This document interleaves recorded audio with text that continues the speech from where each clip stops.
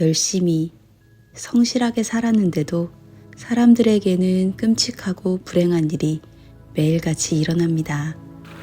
왜 나에게만 이런 일이 일어나는 걸까? 자책하고 괴로워하는 시간이 길어질수록 깊은 슬픔과 불안은 당신 앞을 가로막죠. 당신을 괴롭히고 있는 그 일만 해결되면 진정한 자유와 평화가 기다리고 있을까요? 얼핏 그럴 것도 같지만 삶의 파도는 또다시 당신을 덮칠 것입니다. 열심히 공부해서 어렵게 취업했는데 직장 동료와의 관계에서 스트레스를 받고 승진만 하면 내 세상이 올 줄 알았는데 그만 큰 병에 걸리고 말았습니다. 이 중에서 당신이 계획한 나쁜 일은 아무것도 없었습니다. 태어날 때부터 가진 게 없고 몸이 약해서 가난과 질병으로부터 고통받았습니다. 내 삶은 왜 이렇게 힘든 걸까요? 한 가지 명백한 사실은 그 누구도 고통을 선택한 적 없고 그 누구도 고통을 피할 수 없다는 것입니다. 이것은 그저 외부 세계에서 일어나는 일입니다. 내 힘으로 통제되지 않는 일어날 일은 일어납니다. 하지만 우리는 선택할 수 있습니다. 삶에서 벌어지는 사건이나 환경에 내가 어떻게 대응할 것인지는 우리 자신에게 달려 있습니다. 괴로움을 선택하지 않는다. 제법 그럴듯한 말이지만 아마 쉽지 않을 것입니다. 솔직히 안간힘을 써도 불가능할 수도 있습니다. 괴로움을 없애려면 그 괴로움이 어디에서 오는지 근원을 알아야 합니다. 당신은 사랑하는 가족과 편안한 소파에 앉아 TV쇼를 보고 있습니다. 그런데 자꾸 오늘 낮에 있었던 안 좋은 일 때문에 좀처럼 화면에 집중할 수 없습니다. 그 일만 생각하면 속이 부글부글 끓죠. 같은 공간에서 있지만 그 순간 경험하고 있는 각자의 세계는 전혀 다릅니다. 만일 외부적 사건이 우리가 내면적으로 느끼는 감정의 원인이라면 당신은 거실에서 가족과 함께 재미있는 TV쇼를 볼 때마다 행복한 감정을 느껴야 할 것입니다. 하지만 당신은 그렇지 못합니다. 똑같은 일과 사람에 대해서도 모두 다른 감정을 가지고 살아갑니다. 누군가에게는 꿈에 그리는 행복한 일이 다른 사람에게는 끔찍한 악몽이자 지옥처럼 느껴질 수도 있습니다. 당신은 무엇을 싫어하나요? 여기서 간단한 실험을 해보겠습니다. 그것이 싫다라는 생각만 없어진다면 당신에게 어떤 일이 일어날까요? 머릿속에 가지고 있는 싫다라는 생각이 사라진다면 당신은 10중 8구 더 행복하고 평화롭고 자유롭고 홀가분해질 것입니다. 어떤 사건이나 사물에 대해 습관적으로 생각하는 일을 멈춘다면 우리의 경험은 완전히 달라질 수 있습니다. 우리는 실제가 아닌 생각의 세계에서 살아가고 있으며 우리가 겪는 괴로움 또한 각자의 사고 행위에서 비롯됩니다. 우리는 스스로 생각하는 것만을 느끼고 살아갑니다. 요점만 말씀드리면 생각하기, 즉 사고를 멈추는 순간 행복이 시작됩니다. 생각을 없애면 행복할 수 있다는 것은 참신한 이야기지만 우리는 생각을 하지 않고는 살아갈 수 없습니다. 생각이라는 것은 힘쓰지 않아도 그냥 일어나는 것입니다. 우리 마음속에서 생각이 떠오르는 일을 통제할 수는 없습니다. 그래서 여기서 멈추라고 하는 것은 우리에게 저절로 주어지는 그 생각이 아닙니다. 떠오르는 생각을 두고 생각하는 행위, 즉 사고하는 것이라 하면 이해가 빠릅니다. 여기에는 많은 양의 에너지, 노력, 의지력 등이 필요합니다.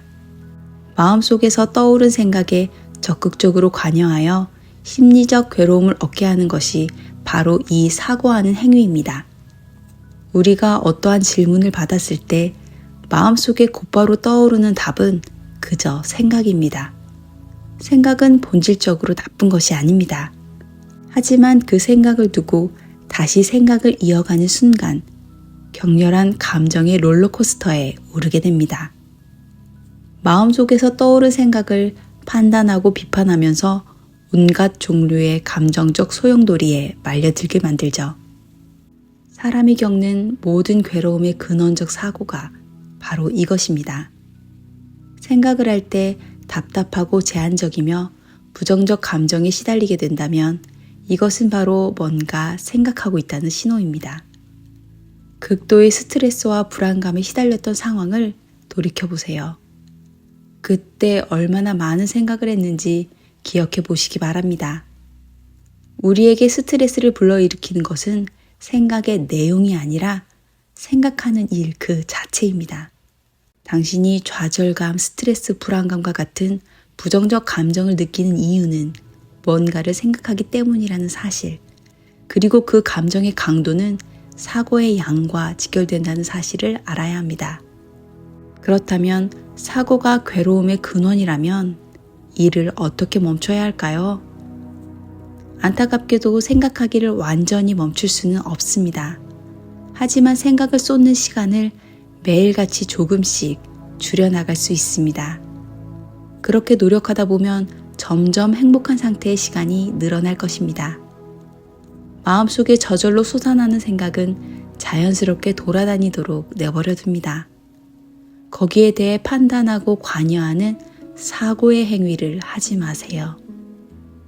가장 쉬운 방법은 자신이 생각하기를 하고 있다는 그 사실을 알아차리는 겁니다.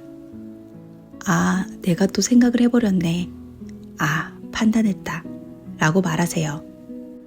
다른 책에서는 이런 생각 자체를 망상이라고 표현하기도 했습니다.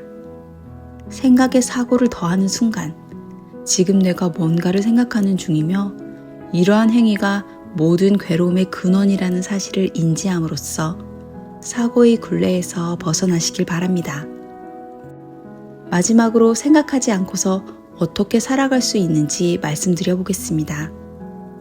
당신이 과도한 생각에 휩싸였을 때 마음이 하는 일은 고작 망설이고 꺼리고 의심하고 불안해하며 두려워하는 것이 전부였습니다. 반대의 상황은 무엇일까요?